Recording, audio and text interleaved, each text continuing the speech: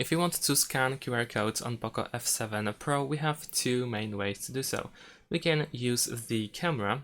In the photo mode, you should be able to simply put the QR code within the frame, and then on the right side we have this QR code icon, so we can tap on it in order to, well, press agree first, and then we have the results. With the link, we can open it in the browser or copy the link. The second method is to go to the control center, and over here you should be able to find the QR code scanner. And let's grant the permission. However, in this case, most of the time, for some reason, it is not working for me.